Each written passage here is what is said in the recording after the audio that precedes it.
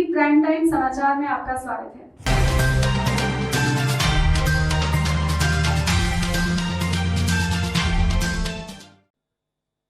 नमस्कार। आज health ministry की ब्रीफिंग के लिए हमारे साथ हैं member health NITI Aayog, secretary health, JS from the ministry of health, DG ICMR will be joining in due course. So I'll request Secretary Health to start the briefing, please. So. नमस्कार। हमेशा की तरह हम आपको पहले एक ब्रीफ ओवरव्यू देना चाहेंगे इन्फेक्शन के वर्तमान स्टेटस का। देश में रिकवर्ड केसेस की संख्या अब 82,90,000 हो गई है, जो कि विश्व की सबसे बड़ी संख्या है। और रिकवरी रेट जो है वो 93% है इस समय देश का। एवरेज 46,701 केस रिकवर हुए प्रतिदिन पिछले सप्ताह। अगर हम पिछले सप्ताह के आंकड़ों को देखें तो 46,701 केसेस रिकवर हुए, और उसी सप्ताह के आंकड़ों को देखें तो औसतन हर दिन 40,365 नए केस रिपोर्ट हुए। यानी पिछले 7 दिनों में हर एक दिन रिकवर होने वाले केसेस की संख्या और नए केस रिपोर्ट होने की संख्या के बीच में लगभग 6,300 का अंतर था, और ये अंतर लगातार बना रहा पूरे सप्ताह। अब तक 12,65,00,000 टेस्ट कंडक्ट किए जा चुके हैं, और जो क्यूमुलेटिव पॉजिटिविटी रेट है वो अब 7.0% हो गया है। और अगर आप डेली पॉजिटिविटी रेट देखें पिछले सप्ताह का तो वो 4.1% है। तो ये बड़ी बातें हैं। Recovered cases have crossed 82,90,000। Recovery rate is more than 93%. 46,700 odd cases recovered on an average every day last week, and roughly 40,300 odd cases were reported as new cases on an average every day last week. So the difference between the new cases and the recovered cases throughout the 7 days of the last week has been more than 6,000 every day. And we have conducted more than 12.5 crore tests. The positivity rate is continuously declining. Daily positivity rate is 4% and cumulative positivity rate is 7%. Cases पर million के हिसाब से भी अभी भारत विश्व के उन देशों में से है जहां बहुत ही कम केसेस प्रति मिलियन पॉपुलेशन हैं। 6,430 केस हैं प्रति मिलियन पॉपुलेशन, जबकि ऐसे भी देश हैं जहां ये संख्या 30,000 से ज़्यादा है। अगर पिछले 7 दिनों का देखें, जैसा कि मैं आपको बताता हूं कि पिछले 7 दिनों का हम इसलिए देखते हैं कि ये बताता है कि विश्व में पेंडेमिक कैसे बदल रहा है। कई देश थे जहां की एक सप्ताह से पहले इतनी भारी संख्या में नए केसेस नहीं आ रहे थे, लेकिन पिछले सप्ताह में वहाँ ज़्यादा मात्रा में नए केसेस आए हैं। तो अगर केवल पिछले सप्ताह के आंकड़ों को देखें विश्व भर में, तो हमारे देश में 211 नए केस हो रहे हैं प्रति मिलियन पॉपुलेशन, जबकि अनेक देश ऐसे हैं जहां ये 2,500 या 3,000 से भी ज़्यादा प्रति मिलियन केसेस, नए केसेस हुए पिछले एक सप्ताह में। उसी प्रकार से यदि हम मृत्यु को देखें, ये क्यूमुलेटिव है, डेथ पर मिलियन पॉपुलेशन, तो हमारे देश में 94 प्रति मिलियन है, जो कि अभी भी विश्व के काफ़ी कम मृत्यु वाले देशों में से है। अनेक विकसित देश ऐसे हैं जहां ये 600, 700 और उससे भी ज़्यादा प्रति मिलियन पॉपुलेशन का है। जिस प्रकार से हमने आपको नए केसेस का पिछले सप्ताह का आंकड़ा बताया था, उसी प्रकार नई मृत्यु के अगर हम आंकड़े देखें केवल पिछले सप्ताह के विश्व में, तो हमारे देश में 3 मृत्यु प्रति मिलियन पॉपुलेशन हुई। यानी हमारे यहाँ जो मृत्यु की दर है कोविड से वो लगातार घट रही है। लेकिन अनेक देश ऐसे हैं वेस्टर्न वर्ल्ड में जहाँ की ये संख्या लगातार बढ़ रही है, और 25, 40, 60 मृत्यु प्रति मिलियन पॉपुलेशन पिछले एक सप्ताह में रिकॉर्ड किए गए। ये मैंने आपको पिछली बार आश्वासन दिया था कि मैं आपको ये आंकड़ा दिखाऊंगा। ये है कि प्रतिदिन देश कितने टेस्ट करते हैं। जो लाल रंग का ग्राफ है वो अमेरिका को दिखाता है, जो नीले रंग का ग्राफ है, एम आई राइट, कि लाल इंडिया को दिखाता है, okay, red is India, red is India. जो लाल रंग का ग्राफ है वो भारत को दिखाता है, जो ब्लू कलर्ड ग्राफ है वो यूनाइटेड स्टेट्स ऑफ अमेरिका को दिखाता है, जो ग्रीन रंग का ग्राफ है वो रशिया को दिखाता है, जो ब्राउन है वो फ्रांस को दिखाता है, और जो ब्लैक है वो यूके या यूनाइटेड किंगडम को दिखाता है। ये आंकड़े सितंबर 16 से लेकर 15 नवंबर तक के हैं, यानी ये लगभग 2 महीने के आंकड़े हैं। साप्ताहिक आधार पर औसतन प्रतिदिन टेस्ट किसने कितने किए, तो आप देखेंगे कि रशिया, फ्रांस और यूनाइटेड किंगडम से प्रतिदिन औसत टेस्ट करने की संख्या के आधार पर हमारा देश कहीं आगे, बहुत आगे। अमेरिका से भी आप देखेंगे कि कुछ सप्ताहों में जो लाल ग्राफ है वो नीले ग्राफ से ऊपर है, यानी सितंबर के सप्ताह में लाल ग्राफ ऊपर है, अक्टूबर के पहले सप्ताह में ऊपर है, 27 अक्टूबर वाले सप्ताह में ऊपर है, उसके बाद फिर नीचे भी गिरा है। तो ये दिखाता है कि हमने अपने प्रतिदिन टेस्ट करने की क्षमता में काफी वृद्धि की है। प्रतिदिन होने वाले नए केसेस की संख्या लगातार घट रही है देश में, और 29,163 केसेस 17 नवंबर को यानी पिछले 24 घंटे में रिपोर्ट हुए हैं। ये काफ़ी अरसे के बाद 30,000 से कम ये संख्या गई है, लेकिन अभी भी हमें पूरी सावधानी बरतने की ज़रूरत है। हमारा ये मानना है कि दुर्गा पूजा और अन्य जो त्यौहार अभी हुए हैं, दिवाली और कुछ राज्यों में इलेक्शन, उसका प्रभाव अभी भी हमें देखने को मिलेगा। ऐसा नहीं है कि वो प्रभाव समाप्त हो गया है। तो इसलिए इस पूरे सप्ताह और आने वाले सप्ताह में भी हमें नए केसेस की संख्या पर बहुत गहरी नज़र रखनी पड़ेगी। अगर हम देखें कि जो हर दिन होने वाली नई रिकवरीज हैं और हर दिन होने वाले नए केसेस हैं, उनमें किस प्रकार का ट्रेंड दिखाई दे रहा है, तो हम ये पाएंगे कि पिछले 45 दिन में लगातार जो लोग ठीक हो रहे हैं, अस्पतालों से डिस्चार्ज हो रहे हैं, उनकी संख्या लगातार ज़्यादा है, और जो नए केस रिपोर्ट हो रहे हैं उनकी संख्या लगातार दिन प्रतिदिन कम है।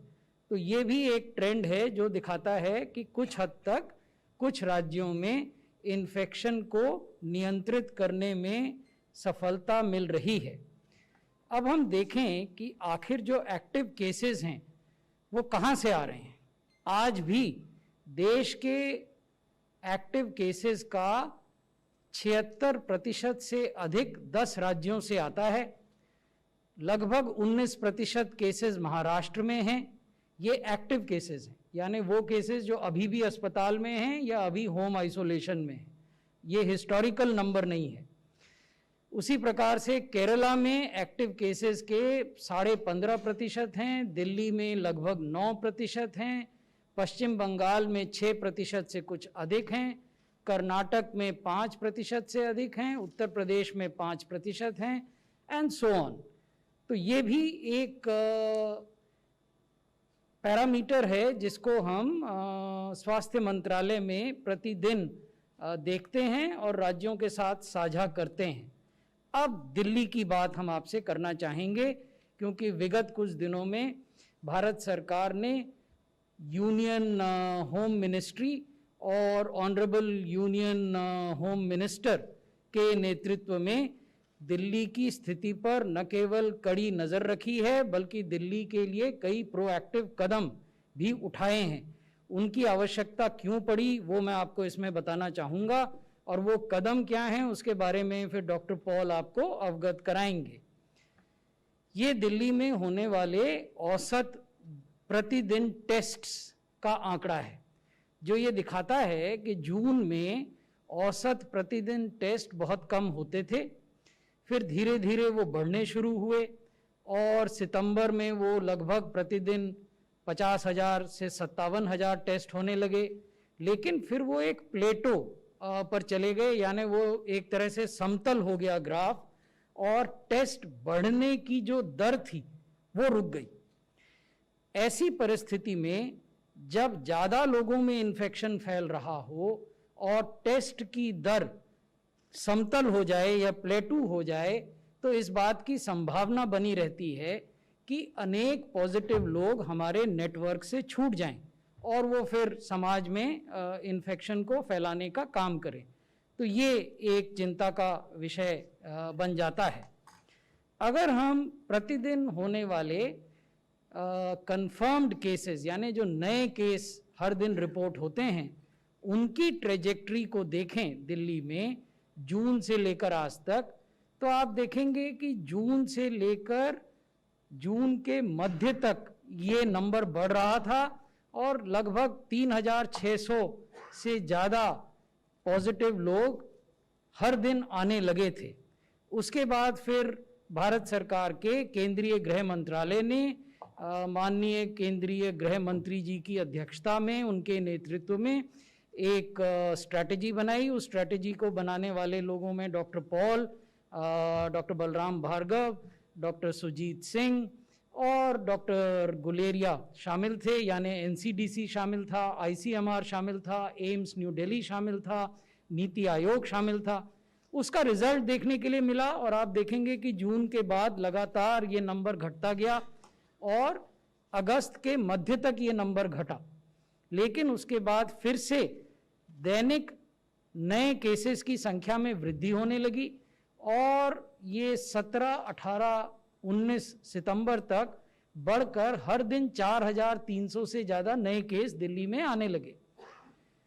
फिर ये संख्या घटी और अक्टूबर में ये 2,800 हो गए, लेकिन उसके बाद से निरंतर बढ़ रही है। हालांकि पिछले 48 घंटे में केसेस की नंबर कम हुई है, लेकिन इससे अभी हम कोई अर्थ नहीं लगाएंगे, क्योंकि जैसा मैंने आपको कहा कि त्योहारों में जो भी कुछ व्यवहार हमने, आपने और समाज ने किया, उसके परिणाम अभी हम इस सप्ताह में और अगले सप्ताह में देखेंगे। हालांकि पिछले 24 घंटे में दिल्ली में केवल 3,794 के लगभग केसेस आए हैं, लेकिन उससे 2 दिन पहले हमने 6,900, 8,000 ये लेवल भी देखे हैं। तो इसलिए इसको अभी और देखने की आवश्यकता है। अब जो प्रतिदिन मृत्यु होती हैं, अगर उनको देखें तो आप ये देखेंगे कि उसमें भी जिस प्रकार से केसेस की संख्या में बढ़ोतरी हुई, उसी प्रकार से मृत्यु की संख्या में भी बढ़ोतरी हुई है। और पिछले लगभग 1 सप्ताह में दिल्ली में 90 से अधिक मृत्यु प्रतिदिन कोविड से हुई हैं। तो ये भी एक ऐसा विषय है जिस पर हम सबको मिलकर चिंता करनी है और हम कर रहे हैं। इस परिप्रेक्ष्य में कौन से वो बड़े निर्णय हैं जो कि भारत सरकार के नेतृत्व में पिछले 2 दिनों में लिए गए हैं। पहला निर्णय तो ये हुआ कि जो ओवरऑल बेड की कैपेसिटी है, यानी बिस्तरों की अस्पताल में जो संख्या है, उसको बढ़ाया जाए और आईसीयू बेड्स की जो संख्या है उसे और अधिक बढ़ाया जाए। तो ये पहला बड़ा निर्णय है जिस पर ऑलरेडी काम शुरू हो गया है, डॉक्टर पॉल आपको बताएंगे। इसके अलावा ये भी निर्णय हुआ कि दिल्ली जो प्रतिदिन 50,000 से 60,000 टेस्ट करता है, उन टेस्ट्स को दुगना कर दिया जाए, यानी अब हम 1 लाख या 1,20,000 टेस्ट हर दिन दिल्ली में करें। ये कैसे होंगे, इसके बारे में भी एक स्ट्रैटेजी, एक व्यू रचना की गई है, वो भी हम आपको जानकारी देंगे। जब हम टेस्ट की संख्या बढ़ाते हैं तो ये आवश्यक है कि आरटी-पीसीआर और रैपिड एंटीजन, इन दोनों के बीच में जो अनुपात है वो भी ठीक होना चाहिए। Right mix of RT-PCR and rapid antigen test, that is absolutely essential, and going ahead we will ensure that in Delhi this does not become lopsided in the favor of rapid antigen tests. So that is another thing that the strategy for Delhi is emphasizing. तीसरा बिंदु ये है कि दिल्ली में जो भी active cases हैं उसमें एक भारी संख्या, एक बड़ी संख्या अपने घरों में होम आइसोलेशन में हैं और उनको सुबह शाम उनकी पूछताछ की जाती है कि उनके ऑक्सीजन लेवल्स क्या हैं, उनको टेम्परेचर है कि नहीं, अन्य क्या लक्षण हैं। हमने ये पाया है कि इस व्यवस्था को और सुदृढ़ करने की ज़रूरत है। This system needs to be strengthened and augmented. वो कैसे किया जाएगा उसकी जानकारी भी डॉक्टर पॉल आपको अभी बताएंगे। इसके अलावा जब हम अस्पतालों में बिस्तरों की संख्या बढ़ाते हैं, आईसीयू बेड्स बढ़ाते हैं, तो ये भी आवश्यक होता है कि हम उस अनुपात में डॉक्टर और नर्सेज भी उपलब्ध कराएं। भारत सरकार ने ये निर्णय लिया है कि अतिरिक्त डॉक्टर और नर्सेज भारत सरकार के जो पैरामिलिट्री फोर्सेज हैं उनसे दिए जा रहे हैं, जो आर्मी के डॉक्टर्स और नर्सेज हैं वहाँ से दिए जा रहे हैं, और जो केंद्रीय सरकार के अस्पताल हैं यानी डॉक्टर राम मनोहर लोहिया, सफदरजंग अस्पताल, lady Hardinge medical college, AIIMS, वहाँ से भी दिए जा रहे हैं। तो वो भी क्या व्यवस्था है वो हम आपसे साझा करेंगे। ये भी बहुत आवश्यक है कि जब हम कॉन्टैक्ट ट्रेसिंग करते हैं यानी जब भी कोई व्यक्ति टेस्ट में पॉजिटिव आया तो उसके नज़दीकी लोग कौन थे, किनके संबंध में वो रहता था, तो वो कॉन्टैक्ट्स कहलाते हैं। तो जब हम कॉन्टैक्ट ट्रेसिंग करते हैं तो कई बार उन कॉन्टैक्ट्स को हम तुरंत आइसोलेट या क्वारंटाइन करना भूल जाते हैं। उसकी वजह से हालांकि कॉन्टैक्ट चिन्हित हो जाते हैं, द कॉन्टैक्ट्स आर आइडेंटिफाइड, लेकिन हम उनको खुला छोड़ देते हैं कि वो कहीं भी घूमें। The contacts are left free to move in the neighbourhood और इन द मार्केट और टू द ऑफिस और एनी अदर पब्लिक प्लेस। तो ये जो चीज़ है, जो कमी थी कि कॉन्टैक्ट्स को न केवल आइडेंटिफाई किया जाए लेकिन उनको तुरंत क्वारंटाइन और आइसोलेट किया जाए, इस पर भी हमने बल दिया है और इसके भी रिजल्ट आने वाले दिनों में आपको देखने को मिलेंगे। हमने ये भी कहा है कि दिल्ली में इस समय लगभग 4000 कंटेनमेंट एरियाज़ हैं। ये ज़रूरी है कि इन 4000 से कुछ अधिक कंटेनमेंट एरियाज़ में जो भारत सरकार का SOP है, स्टैंडर्ड ऑपरेटिंग प्रोसीजर, कि उस कंटेनमेंट एरिया में हाउस टू हाउस सर्च होगी फॉर एक्टिव केसेस, कितनी बार होगी, किस प्रकार से होगी, वो भी उसमें भी कुछ ढिलाई आ गई थी, तो उसको और सुदृढ़ करने की ज़रूरत है। जो लोग इस प्रकार का कार्य करते हैं यानी जो घर घर जाके एक्टिव केस सर्च करते हैं उनकी संख्या को भी बढ़ाने की ज़रूरत है, उन टीम्स को बढ़ाने की ज़रूरत है। वो जो मैन पावर है वो कुछ जो दिल्ली की MCDs हैं वहाँ से आएगी, कुछ मैन पावर जो दिल्ली के डिस्ट्रिक्ट मैजिस्ट्रेट्स हैं उनके यहाँ से आएगी, कुछ डिजीज़ सर्वेलेंस प्रोग्राम से आएगी, कुछ सिविल डिफेंस वॉलंटियर्स से आएगी। तो उनको भी हम ऑगमेंट करेंगे, स्ट्रेंथन करेंगे, उनकी संख्या को बढ़ाएंगे ताकि कंटेनमेंट जोन्स में बहुत सख्ती से ये सारी कंटेनमेंट की कार्रवाई हो। और अंत में जो कोविड अप्रोप्रिएट बिहेवियर है जिसको हम लगातार आपके समक्ष दोहराते रहे हैं, विनती करते रहे हैं, वो ये कि सब लोग लगातार मास्क पहने, अपने हाथों को साबुन और पानी से धोएं, 2 गज की दूरी बना के रखें, भीड़ भाड़ न लगाएं, न केवल न लगाएं बल्कि भीड़ भाड़ वाले स्थानों पर न जाएं, और एक जनरल जो डिसिप्लिन अनुशासन का माहौल है जिसमें लोग ये माने कि इन्फेक्शन समाप्त नहीं हुआ है, बड़े सेक्शन समाज के अभी भी वल्नरेबल हैं, इसलिए ज़रूरी है कि वल्नरेबल सेक्शंस को प्रोटेक्ट किया जाए। ये सब कोविड अप्रोप्रिएट बिहेवियर में आता है। एक नई चीज़ जो कोविड अप्रोप्रिएट बिहेवियर में अब हम जोड़ना चाहते हैं, हालांकि उसमें कुछ ऐसा नया नहीं है लेकिन इसको भी ऑर्गेनाइज ढंग से किया जाना चाहिए, वो ये है कि यदि आप में कोई भी लक्षण है इस बीमारी का तो तुरंत आपको टेस्ट कराना चाहिए। That is also now part of the behavior change communication that we are emphasizing. Don't be hesitant to get yourself tested because now testing has become easier. Testing is virtually on demand and we are doubling the capacity of daily tests in Delhi. So therefore, we would request that as part of COVID appropriate behavior, people must ensure that if they are having any symptoms, they must access the nearest testing facility. Thank you. Thank you, sir. I request Member Health Niti Aayog, sir. धन्यवाद। Secretary health ने हमें overall picture का जायज़ा दिया और दिल्ली के pandemic situation को detail से आज आपके सामने प्रस्तुत किया और जो फैसले हुए हैं उनकी भी चर्चा करी। मैं उसको आगे बढ़ाता हूं। माननीय गृह मंत्री जी ने 15 नवंबर को एक हाई लेवल मीटिंग कंडक्ट करी।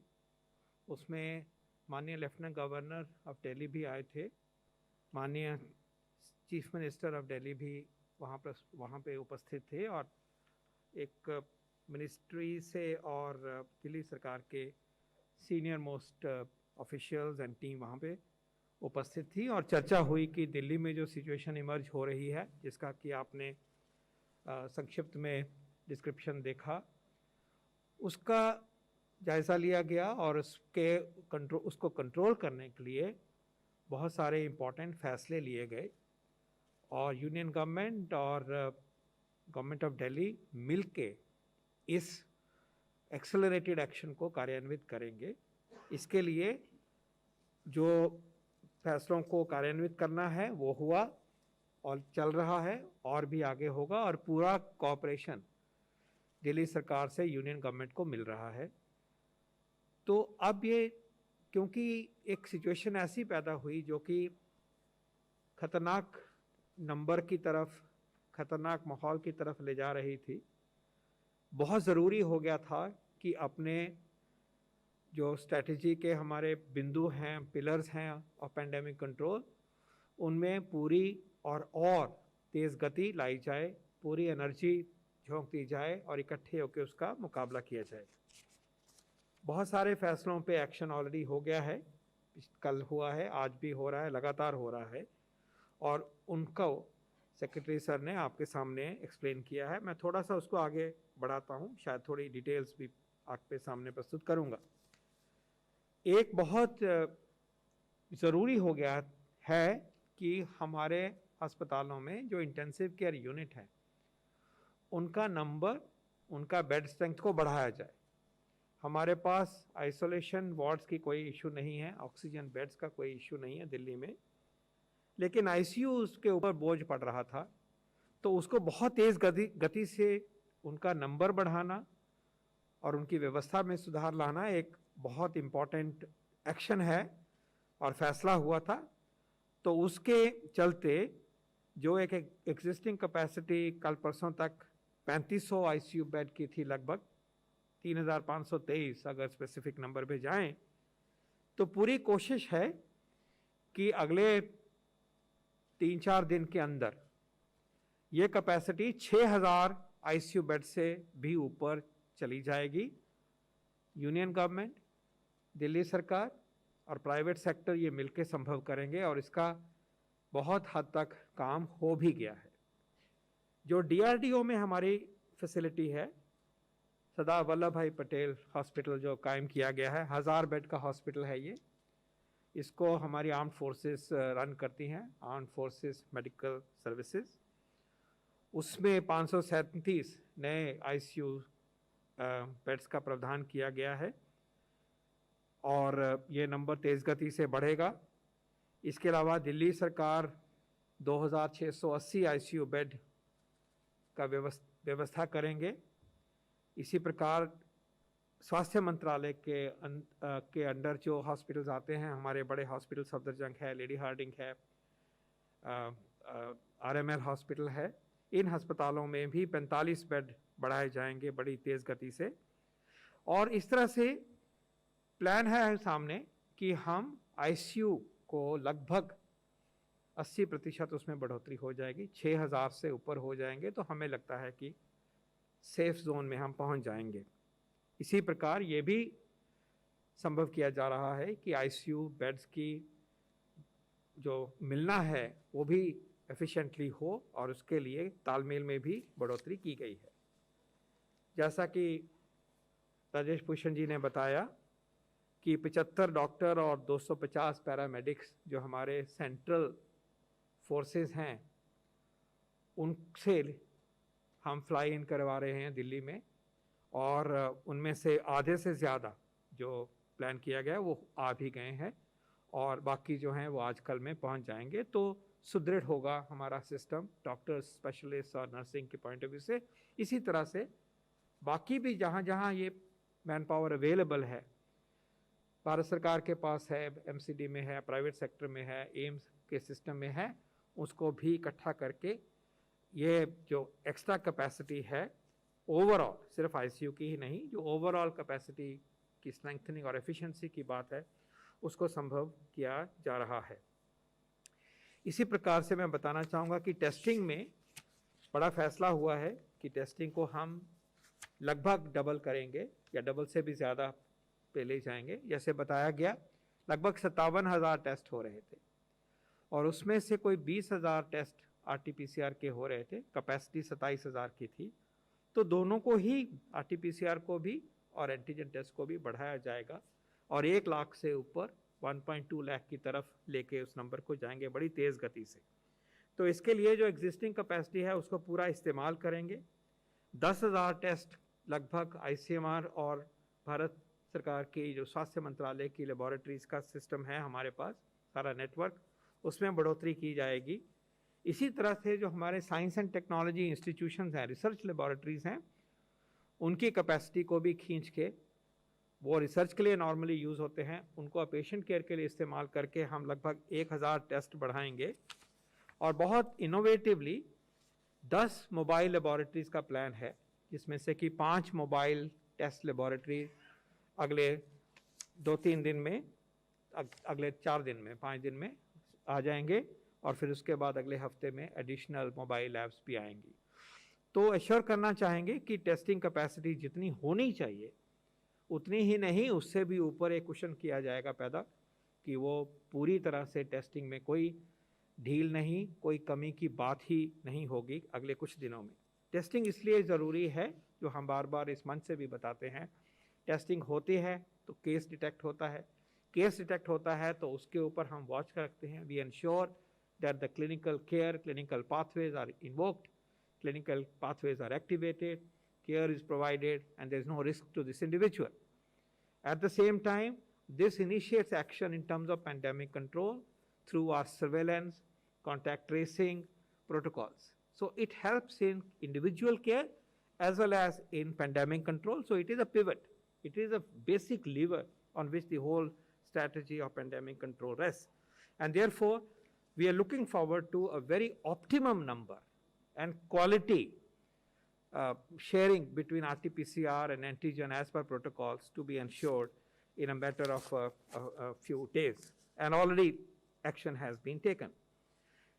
मैं ये भी बताना चाहूँगा कि ये भी फैसला किया गया था कि हमारे जो प्राइवेट सेक्टर हमारे साथ जुड़ा हुआ है और उनकी भूमिका बहुत अहम है, हम सरकार की तरफ उनके इस काम को अप्रिशिएट भी करते हैं, सैल्यूट भी करते हैं। पूरी तरह से उन्होंने अपने अस्पताल को, अपने स्पेशलिस्ट को, डॉक्टर्स को, नर्सेज को, पैरामेडिक्स को इसमें जोड़ा है और सबकी सेवा करी है। देश में ही, सिर्फ दिल्ली में ही नहीं, सारे देश में हम उसको पूरी तरह से रिकग्नाइज भी करते हैं, धन्यवाद भी देते हैं। लेकिन उसमें तालमेल को ठीक करने के लिए लगभग 10 टीम्स बनाई गई हैं, जो सारे ही जो प्राइवेट हमारे सिस्टम है कोविड में जो लगा हुआ है, वहाँ जाएंगे, वहाँ उनके साथ जुड़ के जायज़ा भी लेंगे, कोई कमियां हैं उसका भी सुधार करेंगे और टीम्स को इनकरेज भी करेंगे, और जहाँ भी हमें मदद करने की उनको ज़रूरत है वो मदद भी उनको एक्सटेंड की जाएगी। और ये भी देखा जाएगा कि वहाँ जो पेशेंट आ रहे हैं, फैमिलीज़ आ रही हैं, क्या उनकी सेवाएं वो सेटिस्फाइड हैं कि नहीं, और जो मिलके करना चाहिए वो किया जाएगा। रेलवे में आपको ज्ञात होगा कि रेलवेज़ ने बहुत सारे बेड्स उपलब्ध किए हैं रेलवे सिस्टम के अंतर्गत, रेलवे की बोगीज़ में। वो हमारा एक तरफ से रिज़र्व है हमारे पास, और बहुत महत्वपूर्ण रिज़र्व है कि अगर मुसीबत बढ़ती है तो हमें ये हज़ारों की तादाद में ये बेड्स हमारे पास उपलब्ध हैं। उसको भी एक्टिवेट किया गया है और फर्स्ट फेज़ में कम से कम 800 बेड का बंदोबस्त आज हो गया होगा, और उसमें भी हमारा ज़रूरत पड़ेगी तो हमारे क्वारंटाइन हो रहे पेशेंट या आइसोलेट होने वाले पेशेंट्स को हम लेके जाएंगे। कुछ ज़रूरतें थीं जो बाईपैप मशीन होती है, जो कि नॉन इन्वेजिव वेंटिलेशन की ज़रूरतें थी। दिल्ली सरकार को से रिक्वेस्ट थी लगभग 35-40 ऐसी मशीनों को उपलब्ध कराना, वो हो गया है। और ये मशीनें और भी जहाँ पे लगनी हैं उनका भी बंदोबस्त कर दिया गया, जैसे कि DRDO के सिस्टम में। एक इम्पॉर्टेंट बात पेंडेमिक कंट्रोल की दृष्टि से की गई है कि जो हाउस टू हाउस सर्वे करने की एक डिसीजन लिया गया है। हमारे पास कंटेनमेंट जोन है, वहाँ पे कंसंट्रेशन ऑफ केसेस ज़्यादा है, तो सारे एरिया को इकट्ठा लिया जाता है कि इनको संभाले। और इसमें क्योंकि नंबर ज़्यादा है, सिम्टोमेटिक केसेस भी हैं, उनके ऊपर नज़र रखी जाए और लगभग सबको ट्रेस किया जाए कि उनमें से किसी को कोई सिम्टम है तो टेस्ट किया जाए। लेकिन इसको बियॉन्ड कंटेनमेंट जोन भी, जो वल्नरेबल पॉकेट्स हमें दिखाई दे रही हैं अपने सिस्टम के साथ में सर्वेलेंस की जो प्रक्रिया है, तो उसको भी लेकर एक massive house to house effort किया जाएगा। अभी लगभग 3000 टीम काम करती हैं, अब इनको ऑगमेंट करके 7-8 हज़ार टीम्स को साथ में जोड़ा जाएगा। और मुझे उम्मीद है कि दिल्ली सरकार इसके ऊपर डिटेल्स जो हैं बहुत जल्दी आपके सामने प्रस्तुत करेंगे। लेकिन केस को ढूंढना, केस को ढूंढ के उनको आइसोलेट करना, उनकी देखभाल करना, उस केस के जो कॉन्टैक्ट्स हैं उनको ट्रेस करना, उनको टेस्ट करना और उनको रिक्वेस्ट करना कि क्वारंटाइन करना, उनको अलग करना, गाइडेंस देनी, और ज़रूरत पड़े तो उनको हमें जाके जो हमारे क्वारंटाइन सेंटर्स हैं, आइसोलेशन फैसिलिटीज़ हैं, वहाँ रखना, ये पेंडेमिक कंट्रोल का एक इम्पॉर्टेंट हिस्सा है। तो इससे भी पेंडेमिक कंट्रोल को, चेन ऑफ ट्रांसमिशन को रोकने में हमें बहुत मदद मिलेगी। तो ये एफर्ट भी ऑगमेंट कर दिया गया है। इसके अलावा जो पेंडेमिक कंट्रोल के सर्वेलेंस, कॉन्टैक्ट ट्रेसिंग है, वो उन कामों में भी तेज़ गति लाई जाएगी। इसी प्रकार मैं बताना चाहूँगा कि जो होम केयर हम प्रोवाइड करते हैं, जो केसेस आइसोलेट किए जाते हैं, पॉजिटिव केसेस आते हैं, अगर वो स्टेबल हैं और घर में बंदोबस्त हो सकता है तो वो केयर घर में दी जाती है अकॉर्डिंग टू अ प्रोटोकॉल। अभी तक ये जो केयर प्रोवाइड करी जा रही थी वो लगभग 25,000, 20,000, 25,000 एक्टिव केसेस में दी जा रही है। क्योंकि आने वाले दिनों में हो सकता है कि अगर नंबर बढ़ता है तो एक फ़ैसला ये भी किया गया दिल्ली सरकार के साथ मिलके कि हम घर में जो केयर हो रही है उसको सपोर्ट करने का जो हमारा बंदोबस्त है, सपोर्ट सिस्टम है, टेलीमेडिसिन का सिस्टम है, उनको बताना, उन तक पहुंचना, उनका पल्स ऑक्सीमीटर लेना वगैरह, जो भी प्रोटोकॉल है, उसको भी कैपेसिटी को रैंप अप करके 35 से 40 हज़ार एक्टिव केसेस को घर में देखभाल करने का बंदोबस्त करने का प्लान भी शामिल है। तो आप देखेंगे कि सब तरफ से जो इस सिचुएशन से जूझने के लिए जो फैसले होने चाहिए, जो ज़रूरत सामने आई है, उसको चहुं तरफ से उसमें तेज़ गति लाई गई है, इंटेंसिफिकेशन किया गया। There is a whole hearted 360 degree effort to take care of the situation which has emerged in Delhi, which is worrying, but we will all face it together. But the fact remains that we have to be vigilant. Beyond a stage, this kind of intensity of pandemic can be very dangerous to lives as well as livelihoods, as well as total fabric of the society. So I again would therefore urge that it is very important that we as citizens play our responsibility.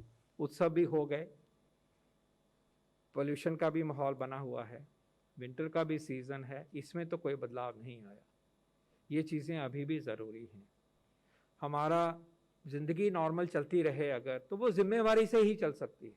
बिना जिम्मेवारी के जैसे situation आपके सामने तीसरी बारी emerge होगी, 3 graph आपने देख लिए, ये इसको काबू लाने की चेष्टा तो करते रहेंगे। क्या हम मिलके ऐसी सिचुएशन ना हो? अब तो और हमने क्लोजली देख लिया कि कहाँ 3000 के नंबर से हम डरते थे, अब 8000 और 9000 के नंबर तक हम पहुँच गए। तो फिर उसी बात पे हम वापस लौटते हैं कि हमारी जिम्मेवारी, नागरिक की जिम्मेवारी इसमें क्या है।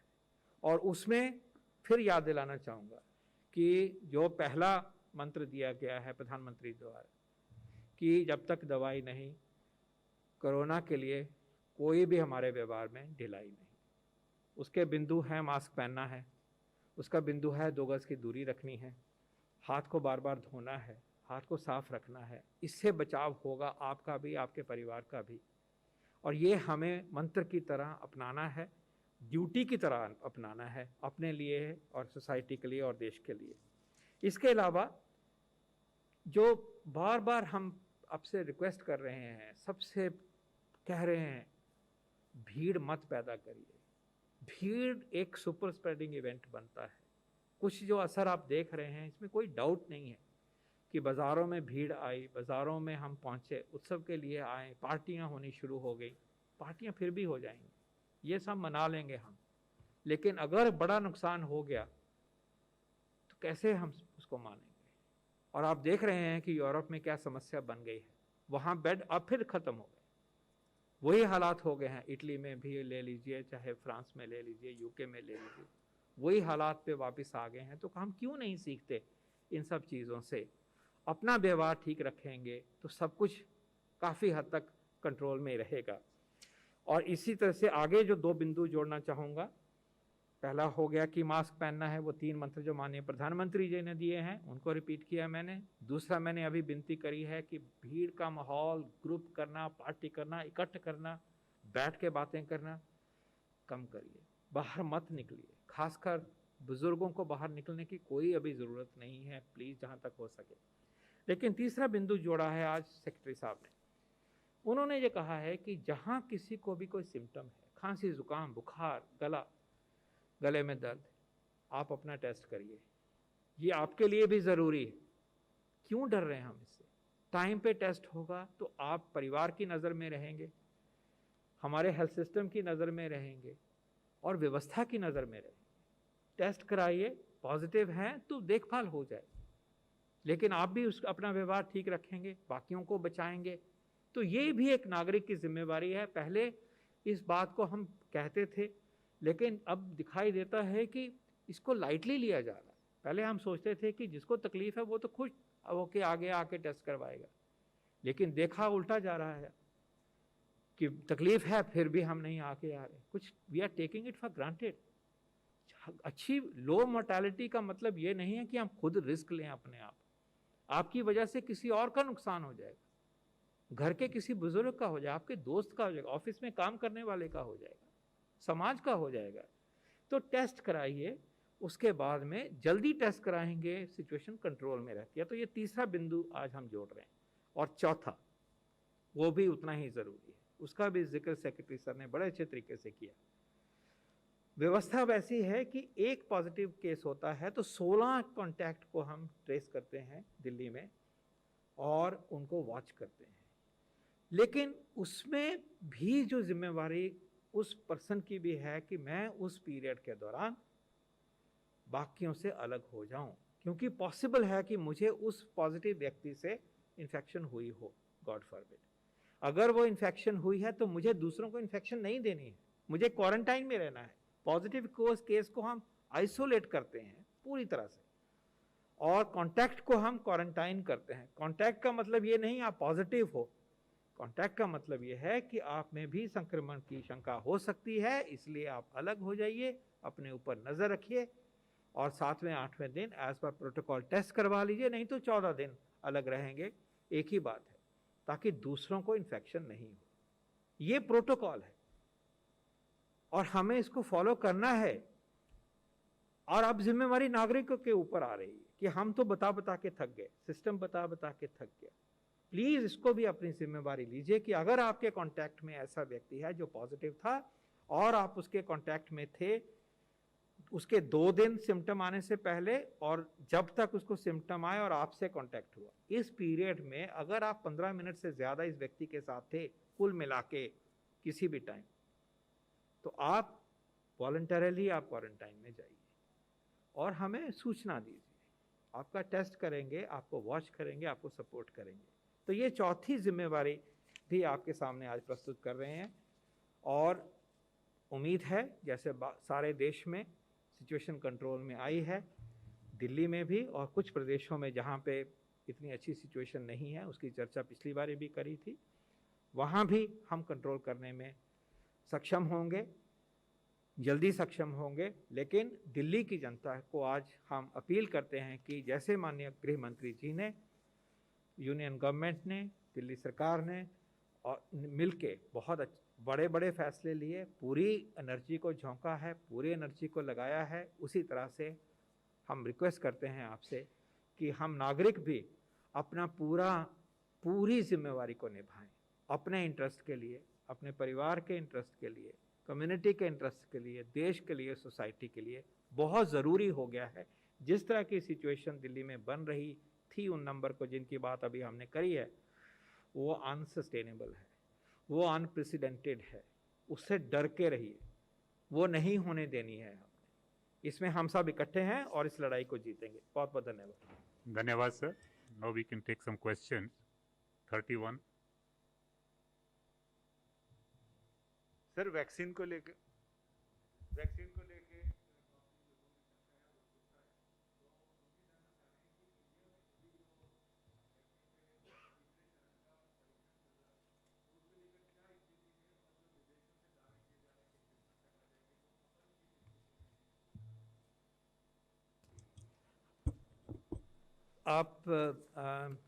मैं मानता हूँ पिछले कुछ दिनों में वैक्सीन की चर्चा बहुत हुई है और ये उम्मीद भी बांधती है सारी दुनिया के लिए। और जैसे हमने इस मंच से कई बार एक्सप्लेन किया है कि भारत इस प्रोग्रेस में अग्रणी देशों में सम्मिलित है।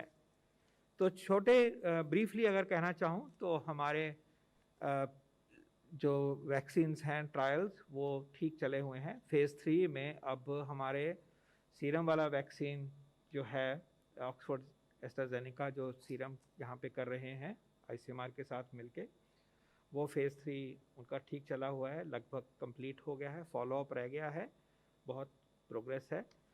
भारत बायोटेक ICMR जो वैक्सीन है वो भी सरकार के साथ मिलके काम कर रहे हैं, वो अब आगे बढ़ गया है, फेज़ 3 शुरू हो गई है। फेज़ 2 के रिज़ल्ट्स कभी भी एक्सपेक्टेड हैं। कैडिला वाले फेज़ 2 कंप्लीट कर चुके हैं, रिज़ल्ट्स आने की वेट हो रही है, फॉलोअप पीरियड ख़त्म होने की बात हो रही है। और आज मुझे ये बताते हुए प्रसन्नता है कि जो स्पुतनिक 5 रशियन वैक्सीन है, जो हमारा डॉक्टर रेड्डीज़ लेबॉरेटरी के साथ कोलैबोरेशन में आगे बढ़ रहा है, उसकी भी ट्रायल की फेज़ 2 गोइंग टू फेज़ 3 इकट्ठा ट्रायल जो उसकी परमिशन उनको मिली है, उसका काम भी पूरी तैयारी हो गई है और जल्द ही जल्द सेक्रेटरी साहब बता रहे थे कि अगले हफ्ते तक वो भी ट्रायल इस धरती पर शुरू हो जाएगा। इसके अलावा बायोलॉजिकल का एक अर्ली फेज़ 1 फेज़ 2 ट्रायल है, वो भी हो गया। तो 5 वैक्सीन कम से कम भारत की भूमि पर आज ट्रायल में सम्मिलित हैं वेरियस फेजेस में, और उनमें से 2 जो हैं फेज़ 3 में हैं और रशियन वाला थोड़ा सा फेज़ 3 से हटके है, थोड़ा पीछे है। तो ये तो भारत की सिचुएशन है। बाहर जो सिचुएशन इमर्ज हुई है वो मॉडर्ना वैक्सीन है, mRNA वैक्सीन है, वो मैसेंजर RNA के बेस के ऊपर, और फाइज़र का भी mRNA वैक्सीन है, वो पब्लिक डोमेन में है। उन डेवलपमेंट्स को भी हम वॉच कर रहे हैं। वो इंटरिम रिजल्ट्स हैं, पूरे रिजल्ट्स अभी नहीं है, उनका भी लाइसेंशियर अभी कहीं भी किसी जगह भी नहीं हुआ है। उम्मीद बनती है, लेकिन we are doing well. 34। Sir मेरा सवाल वैक्सीन को लेकर ही है कि कुछ जो वैक्सीन्स हैं उनका दावा है कि मतलब उसका टेम्परेचर मेंटेन किया जाएगा माइनस में, -70 -20 इस तरह से। तो अगर मान लीजिए ये वैक्सीन पहले आती है हमारी वैक्सीन से पहले और अब सरकार लेती है, तो इसको लोगों तक कैसे पहुंचाएगी? क्या कोल्ड स्टोरेज और फैसिलिटीज़ हैं हमारे पास? जो इन सब भी वैक्सीन जिनका नाम मैंने अभी तक लिया, अपने 5 और ये 2 का नाम लिया, उनमें से एक ही ऐसा वैक्सीन है जिसको कि हमारे नॉलेज में -70 -80 डिग्री पे ले जाया जाता है और फिर थोड़े दिनों के लिए हायर टेम्परेचर पे भी रख सकते हैं, पर वो भी एक मुश्किल कोल्ड चेन की व्यवस्था, उसकी मुश्किल व्यवस्था है। ये सिचुएशन डेफिनेटली वैक्सीन को स्केल अप करने में बहुत बड़ी बाधा बनेगा। ये आसान किसी भी देश के लिए नहीं है कि इतने नंबर को कोल्ड चेन को ऐसे पैदा किया जाए, लेकिन हम इसको जानते हुए अपनी तरफ से कैसे इसको बढ़ाना होगा, कैसे इसको अगर देश में लाना होगा तो हमें क्या करना चाहिए, वो हम लोग इसको एग्जामिन कर रहे हैं। लेकिन हमें ये भी ज्ञात है कि इस वैक्सीन की डोजेज़ भी जो हैं इतनी नहीं मिल पाएंगी जो कि हमारे देश की ज़रूरत को पूरा कर पाए। तो इस पूरी तरीके से इसके ऊपर वॉच है। अगर ये आना होगा, इसकी ज़रूरत होगी, तो उसके लिए जो करना होगा, जितनी डोजेस भी हमें उपलब्ध होंगी उसकी तैयारी भी चल रही है। इन पैरेलल ऑल्टरनेट प्लान्स हैं। लेकिन हमें पूरी उम्मीद है कि जो दूसरे 5 वैक्सीन जिनकी मैंने बात अभी आपके सामने करी है, उन 5 वैक्सीन में से हमें सक्सेस मिलेगी और वो इजी प्लेटफॉर्म्स हैं और उसमें डोजेस की उपलब्धता बहुत ही ज़्यादा है। वो संभाल सकती है हमारी इस पेंडेमिक को जितने नंबर चाहिए। तो हमें उस तरफ बहुत ज़्यादा उम्मीद है। लेकिन अगर यही वैक्सीन पे हमें आगे अपनी स्ट्रैटेजी बनानी पड़ेगी तो आगे बढ़ेंगे। लेकिन ये भी पक्की बात है कि इसके मिलेगा भी अगर, तो शायद अभी कुछ महीनों में मिलेगा, पहले बाकी जगह ये लेके जाएंगे। लेकिन हम बातचीत में हैं और जैसे सिचुएशन इमर्ज होगी साझा किया जाएगा। 37। सर, सरकार कहती है कि अस्पतालों में बेड उपलब्ध है। लोग जब जाते हैं तो अस्पताल बोलता है कि बेड है नहीं। क्या ऐसा कोई सिस्टम बनाने का वक्त आ गया है, चाहे सॉफ्टवेयर हो या जो कुछ भी हो, कि जो भी अस्पताल में बेड अवेलेबल हो वो लोगों को दिखे, या कोई अस्पताल जाता हो तो वही अस्पताल अगले अस्पताल को कांटेक्ट करके बताए कि आप डायरेक्ट वहां जाइए, बेड खाली है? क्या ऐसा वक्त आ गया है? सरकार इस पे काम कर रही है? जून और जुलाई में जब इस प्रकार की समस्या दिल्ली में उत्पन्न हुई थी, तो एक तो मोबाइल ऐप बनाया गया था दिल्ली सरकार द्वारा, जो कि यूज़र को ये बताता था कि किस अस्पताल में कितने बेड उपलब्ध हैं। इसके अलावा केंद्र सरकार ने ये भी परामर्श दिया था दिल्ली सरकार को, जिसका पालन भी हुआ था। वो ये था कि प्रत्येक अस्पताल के बाहर एक बोर्ड LED का लगाया जाए, जिसमें बताया जाए कि किस श्रेणी की कितनी बेड्स उपलब्ध हैं। अभी जो 10 दल बनाए गए हैं, जिनमें हर टीम में 3 लोग हैं, जिनमें 2 डॉक्टर्स हैं, एक डॉक्टर कम्युनिटी मेडिसिन के हैं, एक हॉस्पिटल एडमिनिस्ट्रेशन के हैं, इन डिसिप्लिन्स के हैं, और एक एडमिनिस्ट्रेटिव ऑफिसर हैं भारत सरकार के सीनियर। ये प्रत्येक अस्पताल में जा रहे हैं। आज से इन्होंने शुरू किया है। दिल्ली और NCR के वो अस्पताल जो निजी क्षेत्र में हैं, प्राइवेट हॉस्पिटल्स, और ये देख रहे हैं कि उन बेड्स का ऑप्टिमल यूटिलाइजेशन कैसे किया जा सकता है, बेड्स के एलोकेशन में ट्रांसपेरेंसी कैसे लाई जा सकती है। इनको 2 दिन का समय है। आज और कल में ये अधिकांश बड़े अस्पतालों के साथ इस प्रकार का डायलॉग करेंगे, स्थल निरीक्षण करेंगे, और उसके बाद जो भी नए कदम लिए जाएंगे इस व्यवस्था को और बेहतर बनाने के लिए और प्रभावी बनाने के लिए, उसके परिणाम आप सब देखेंगे। 84।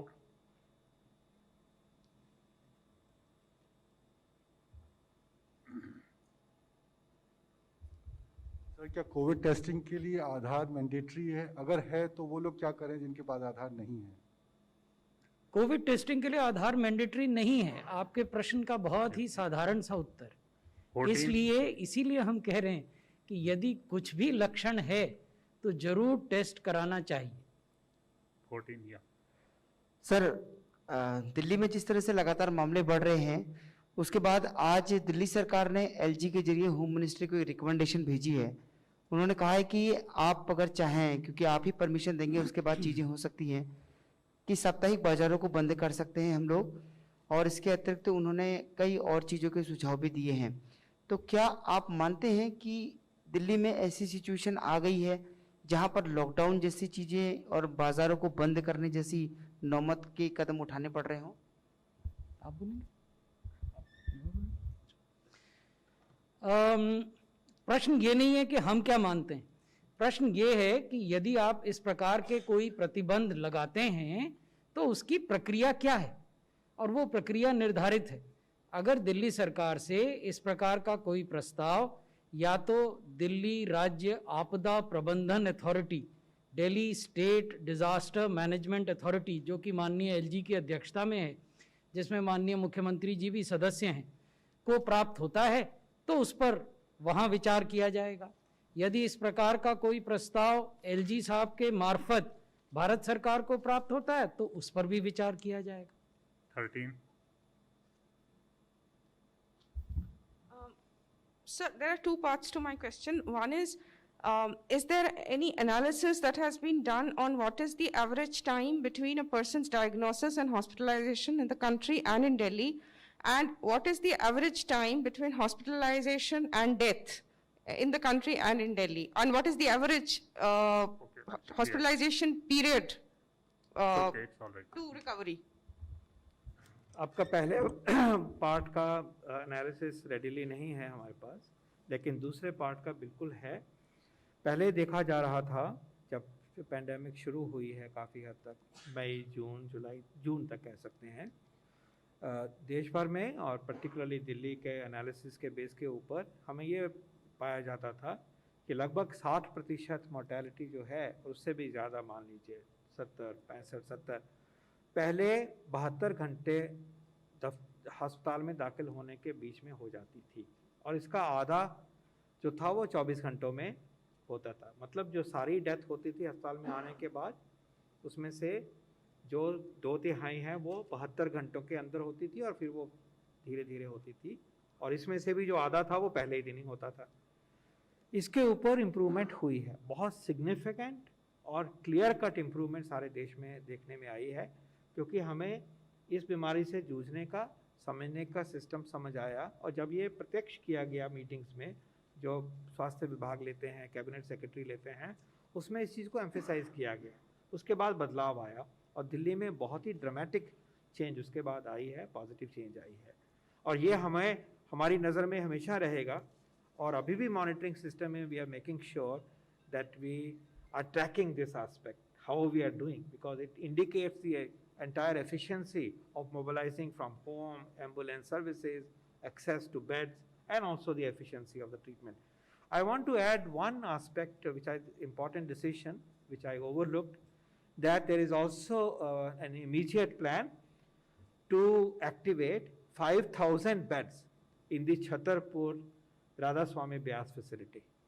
5,000 isolation and oxygen beds are also being activated as an additional buffer, and that is also part of the decision. इसके ऊपर भी काम और कार्यान्वयन हो रहा है। और वैक्सीन के ऊपर एक स्टेटमेंट मैं कोट करना चाहूँगा, वो इम्पॉर्टेंट है आज का। मैं सुओ मोटो कहना चाहता हूँ कि WHO के DG ने क्लियरली कहा है, और जो सोच हम यहाँ भी प्रस्तुत करते आए हैं, a vaccine will complement other tools we have, not replace them.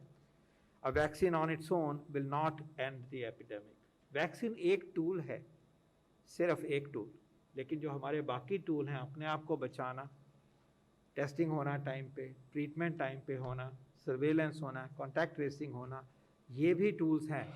उनमें से एक वैक्सीन टूल है। तो वैक्सीन के ऊपर उम्मीद करनी चाहिए, गेम चेंजर है, लेकिन अकेले में सब कुछ नहीं, ये हमें याद रखना चाहिए। Yes, 21.